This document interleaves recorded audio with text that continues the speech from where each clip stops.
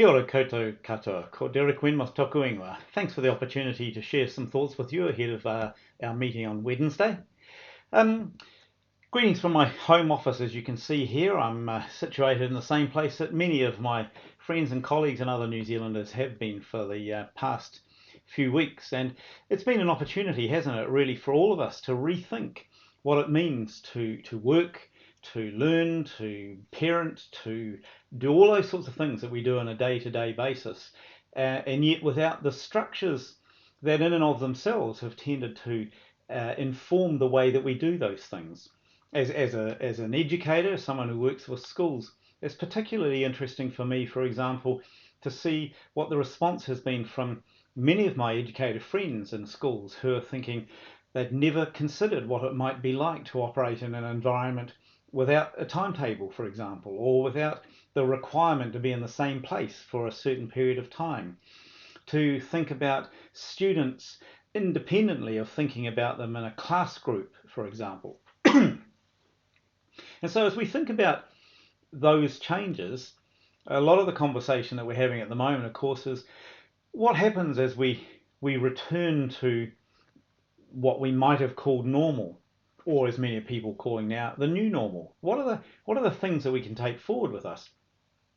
I've been almost daily online with other educators, both in New Zealand and internationally. And a common theme for many, particularly in more recent weeks, is there's a lot of what's been happening in the last few weeks that have really made us realize and appreciate that, in fact, some of the ways that we used to work may not be the sorts of things that we want to go back to. But in fact, there are things we've learned with dealing with our students online and in this remote way of working that perhaps we'd like to keep going in some ways. And so I think this is going to be a time where we'll see some real changes in people's thinking. A lot of teachers I speak to, and principals as well, talking, for example, about the extent to which they've been fascinated by how much their digital skills have just taken off. I sit there somewhat cynical at this, I'd have to say. Having been involved for 30 years now in New Zealand, we've had professional learning and development available for teachers and a curriculum that supports us. It's probably the only area of the curriculum, indeed, that has actually had a continual professional development funding for 30 years. Nothing else has come to it. And yet it's taken a pandemic experience like this to suddenly motivate people enough and catapult and require them, let's face it, to think and act and work differently. And as a result, to see, there are some really worthwhile opportunities that we have here that perhaps we haven't considered in the past. That's been the story of distance education after all. It's always been seen as the second best, the thing that you do if you can't attend face to face. But what that highlights really is just how ingrained in our thinking and our behaviour and our attitudes and how enshrined in our legislation and our regulatory environment this sort of thinking actually is, that it supports the sorts of things that for a long time have never been challenged. I remember, for instance, going through the Christchurch earthquakes when several schools were unable to continue, and so we went into the co-location with two schools using the same site, and that required some schools to start very early in the morning and others to go very late in the afternoon. And of course, that required a change to the legislation because legally those schools were wanting to operate outside the time that at that time was specified in the Education Act. So I guess the challenge as we're thinking about this is how much of our thinking, our behaviours, our assumptions are actually a product of the structures and systems and processes that we have grown up with and become familiar with, rather than the essence, the thing that really we're trying to achieve, and maybe the things that we could be thinking outside of the box a lot more about. It's a bit like the story that Malcolm Muggeridge told that I once listened to about the frogs in the pot.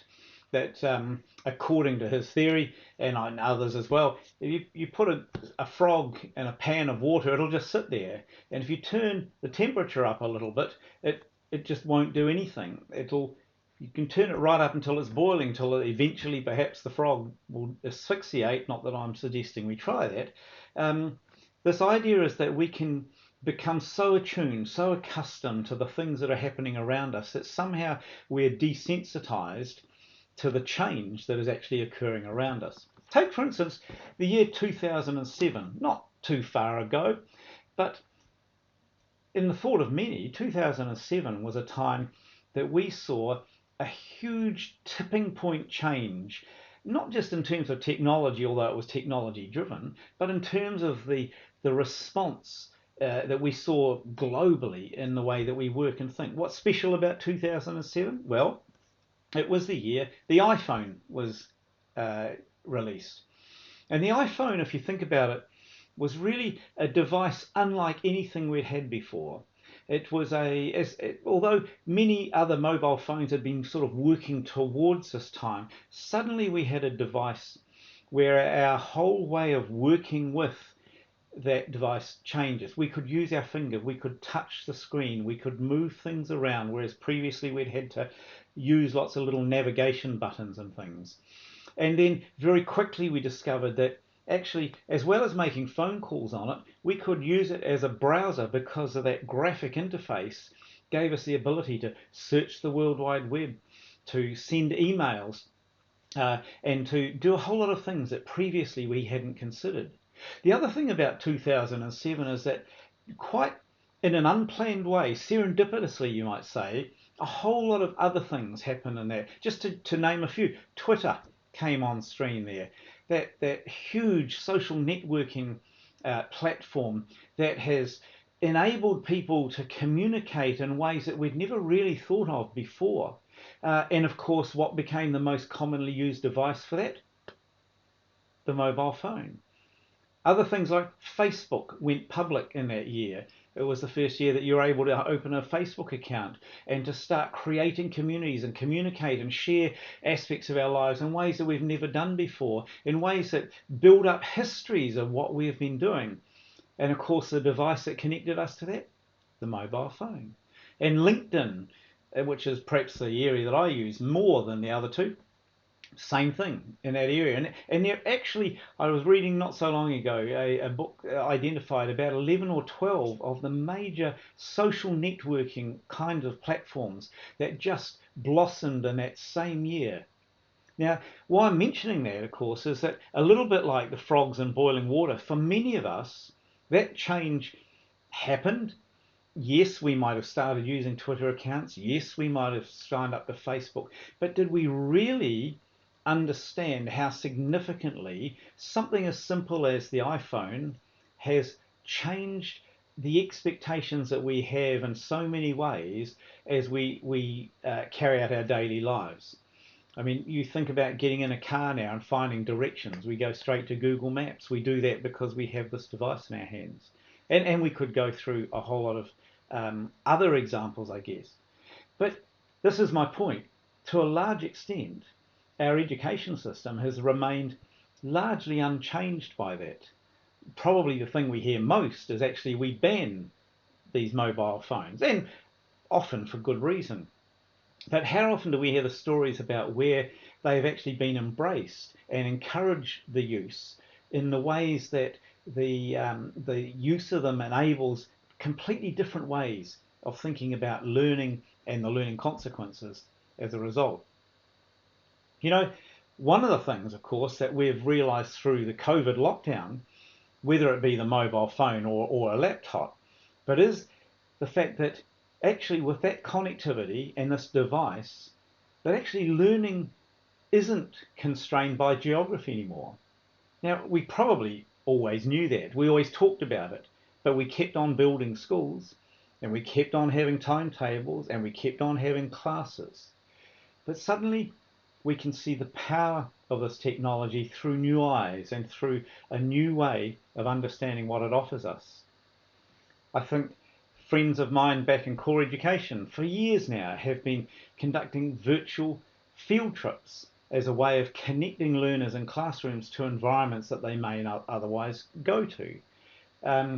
We've been able to use the technology in ways that enhances the lived and physical experience that we have. I was talking this morning with the owner of a company that deals specifically in augmented reality, and he was talking about how this technology now has developed to the point where those blurred boundaries between what is real and what's not, and the layers of meaning that we can place over the real lived experience, are now not only becoming blurred, but actually enlarging the opportunity that we have as we undertake as learners. I thought, brought to my mind actually a trip I did to Tasmania just not too far ago, and I visited the Mona Gallery there. And on the way in, you're handed an iPod and you plug it into your ears, and as you're going around, you can select from the menu the things that are of interest to you, and you can find all sorts of background information. You can watch short animations, you can interact in that way with it. I imagine by now they perhaps do have some augmented reality, so you can hold the device up and see other dimensions and perhaps even the creation of those artifacts. It changed for me the experience of going into that environment from just observing and reading the small tags that there may have been to something that was much more focused around where I wanted to make the inquiry. And of course, the interesting thing is when I came home, there was an email waiting for me in my inbox inviting me to click on a link which gave me a virtual tour back into Mona that followed the very pathway and revisited all of the things that I'd taken an interest in while I was there. Now, that sort of experience is the sort of thing that we're starting to see happen more and more and more. You think about from the farm through to plate type of idea with food or with the clothing that we wear, where now by placing a small tag, you're able to take out your phone and see, I've just bought this warm jacket, a merino jacket, but I can track that back now to the farm and the farmer and the environment that came from. Similarly with the food on my plate when I go and visit a restaurant. These are ways of imagining our place in the world and our interaction with the world that we might never have imagined before. And so they bring changes to the way that we think about how we present information, share information, and engage with our world in general. The challenge for our system, and I'm thinking here specifically about the education system, is how we come to embrace that experience now that we understand that learning no longer constrained by geography. It can happen at school, it can happen at home. And instead of thinking about schoolwork, homework, we're just thinking about learning on a continuum. We have to start thinking about, so what is it that motivates students to learn? What motivates them to take this pursuit of their own kind of inquiries, if you like? And when they do that, where do they go to find that information? When they find that information, how do they validate it and know that it's real and true? And who do they share it with? And how do they re-represent it? All of this sort of thing.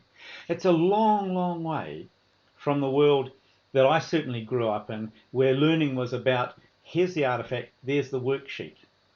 Figure out through your own questions, or at least figure out your answers to the questions that someone else has asked. You see, I think what COVID has done is it's brought into sharp focus for us the fact that we're living in this moment in history that others will be writing about and looking back on. Our kids and our grandkids are going to be asking us about this particular moment where so much changed. Our challenge that we need to really engage with is, are we going to be part of that change? Are we of the mindset to look out and understand how it is that we can embrace these things for the benefit of learners, for the benefit of education, not ignoring that that brings challenges and that there are some downsides to this that need to be addressed as well. That's part of being digitally literate, digitally fluent. But I think in this case, the challenge that we face is worth it to take us into that new environment, that new frontier in learning. Thanks for the opportunity to share these thoughts, and I look forward to our discussion on Wednesday. Ka kite anō.